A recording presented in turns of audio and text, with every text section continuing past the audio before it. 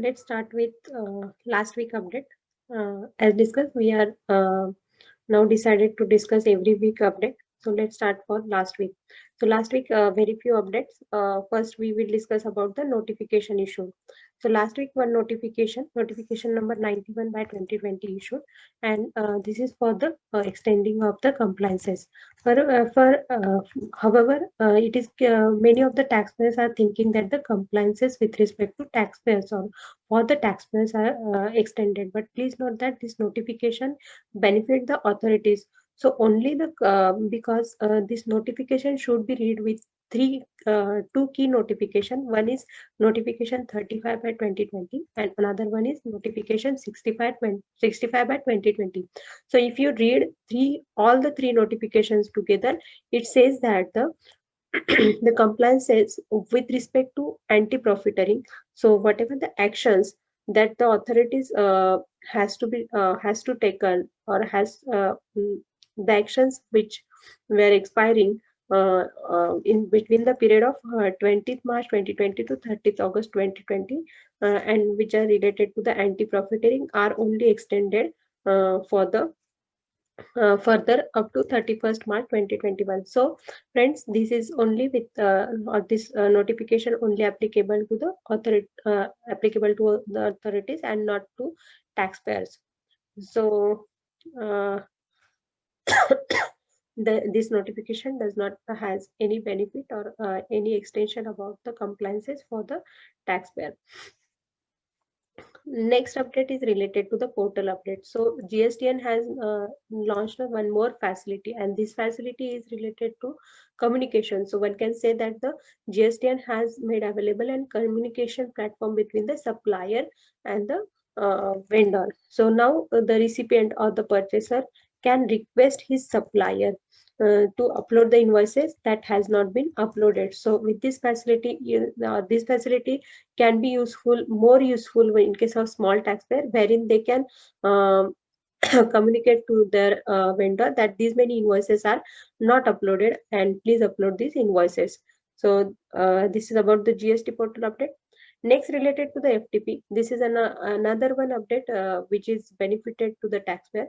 So now CBIC has instructed the time bound duty drawback, and it is decided that the at least 90% of the drawback should be credited within the period of 3 days. Further, it is decided that the refund may be deposited in the customer account in the T plus 2 days. So this is a beneficial and time-bound instruction given by the CBIC with respect to duty drawback. So these are some of the procedure related update. Now let's start with the key case laws. So we are going to discuss the case laws which could be relevant to many of the taxpayers. So first related to the Bharti Airtel update. So just to brief about the Bharti Airtel case law, this is one of the most discussed case law. In the case of the Bharti Airtel, this is related to the Delhi High Court. And in the case of the Bharti Airtel, they had paid excess cash, almost it is of 923 crores on account of the incorrect or inadvertent availment of the ITC. So as they had paid excess cash and they are as the three, you know that the 3B, we can revise the 3B, and on account of that this excess cash has stuck off and they had accumulated ITC of 923 crores. So in this case, Delhi High Court had held that the or directed to the authorities to grant the refund to the Bharti Airtel about the whatever the excess cash paid, because revision of the 3B has not allowed when the GST law allows it to revise the GST return. So now the Supreme Court has now the Supreme Court ordered Supreme Court has stayed the order of the Delhi High Court. So we have to wait about the what is the decision about the Supreme Court. So this case is related to the revision of the 3B or not. If the decision is positive from the Supreme Court, then definitely it will help to the taxpayer.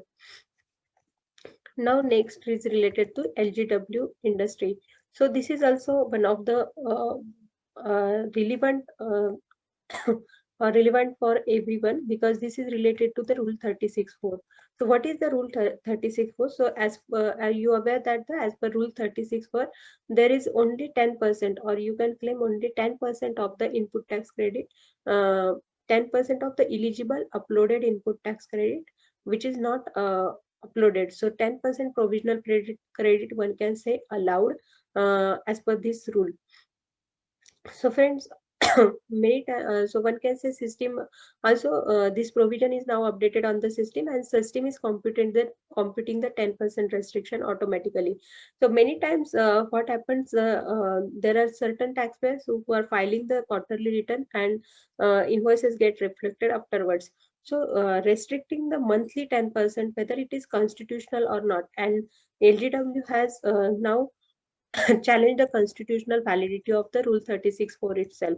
And what are the contention in this challenge? The first, as discussed, this is violation of the rule, article 14 of the constitution, because many of the taxpayers are filing for the quarterly return, and that invoices get reflected quarterly. Second, it impact the business continuity also, because many times the working capital get blocked because of the incorrect or in availment of the credit, which is already paid by their or the GST, which is already paid by the vendor. So it is against article 19(1)(g) of the constitution. And second, also, it also violates the article 300A, because once you satisfy the condition of the 16 section 16 of the CGST Act, then there should not then that is a valid ITC, and one can say property right of the assessee. And the system can't restrict the ITC if all the conditions of section 16 are satisfied. So these are the two key case lists. In our view also, friends, this is an unconstitutional, because if you satisfied all the conditions of the section 16(5), whatever GST Act prescribed for the availment and utilization of ITC, then the ITC should be freely available, irrespective of in which month that ITC is reflecting. So we will wait for the decision, and this decision, or everyone, this decision has relevance to everyone. So these are some of the updates related